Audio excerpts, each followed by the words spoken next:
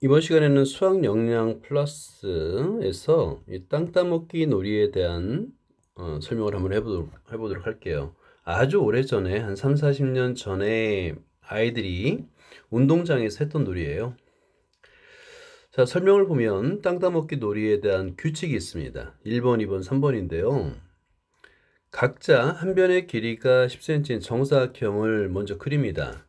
자신의 영역이 되는 거예요. 자, 그런 다음에 자신의 영역에 돌멩이를 하나 놓습니다.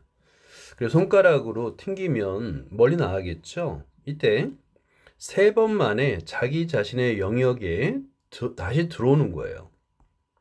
다시 들어오면 그 돌멩이가 멈췄던 지점들을 꼭지점으로 하는 다각형이 그려지겠죠. 그죠? 이 다각형이 자신의 영역에 추가되는 겁니다. 그러니까 원래 영역은 100제곱센티미터 정사각형인데 거기에 새로운 영역이 추가되는 거예요.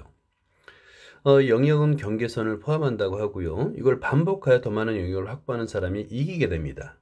자, 이런 놀이를 땅 따먹기 놀이라고 하는데요. 예를 들어 볼게요.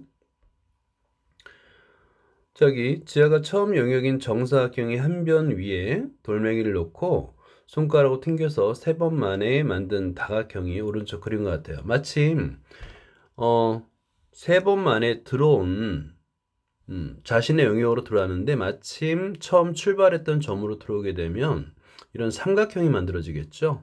그죠? 이 삼각형의 영역의 넓이를 구하면 되는 거예요.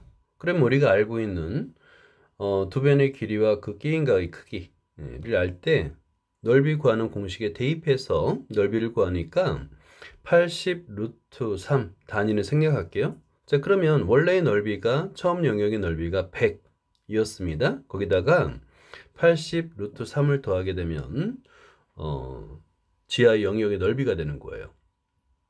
자, 이렇게 다각형의 넓이를 구하는 문제가 되겠습니다. 자, 활동을 한번 볼까요? 준수가 이제 처음 영역인 정사각형의 한 꼭지점에서 출발했대요. 오른쪽 그림을 좀 참고하면 될 것 같아요. 손가락을 튕겨서 3번 만에 만든 다각형 오른쪽 그릴 것 같습니다.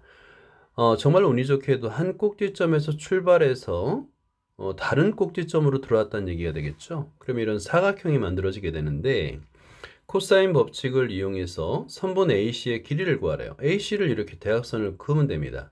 그러면 삼각형이 되겠죠. 삼각형 ADC에서 선분 AC의 길이를 구할 수 있어요. 자, 코사인 법칙을 이용해서 선분 AC의 길이를 한번 구해보세요. 자, 삼각형 ACD에서 구하면 됩니다. ACD에서 코사인 법칙을 이용하면 이와 같이 AC의 제곱 이퀄하고 식을 쓸 수 있죠. 이 계산이 좀 복잡하긴 한데 천천히 계산해 보세요. 여백이 좁아서 선생님은 계산 결과만 써볼게요. 그러면 AC의 제곱이 216이 되겠고요. 우리는 제곱을 구하는 게 아니라 AC를 구해야 되잖아요. 그죠? 따라서 AC를 구하면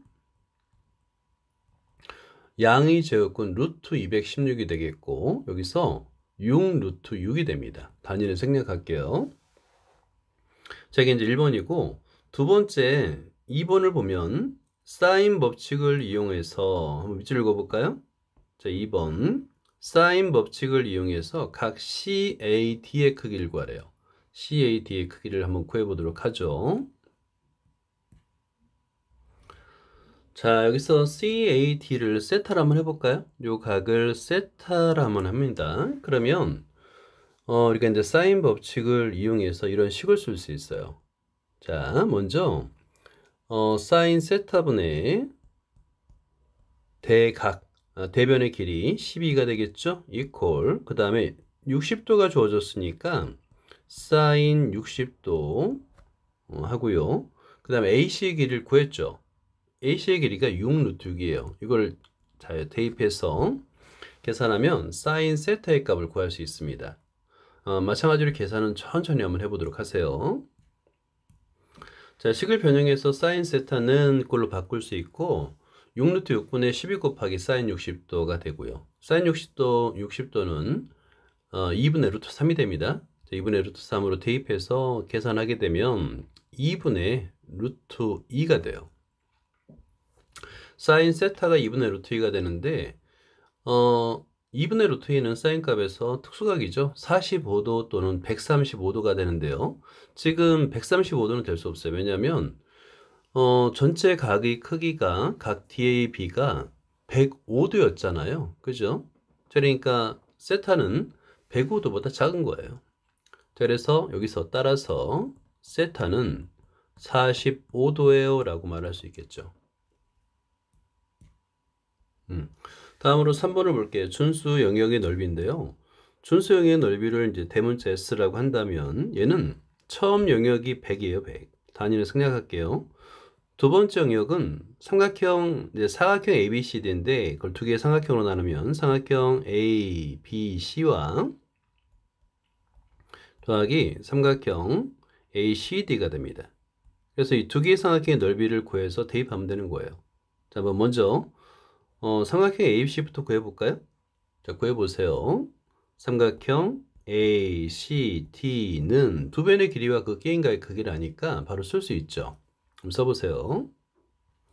자, 우리가 알고 있는 배웠던 공식에 그대로 대입해서 천천히 전개해주면 됩니다. 자, 그럼 결과는 뭐냐면 54 더하기 18 루트 3이 되겠고요. 단위를 생략할게요. 제곱 센티미터가 되겠죠. 마찬가지 방법으로다가 삼각형 ABC의 넓이를 구하면 되는 거예요. ABC 이퀄. 자, 넓이를 한번 계산해 보세요.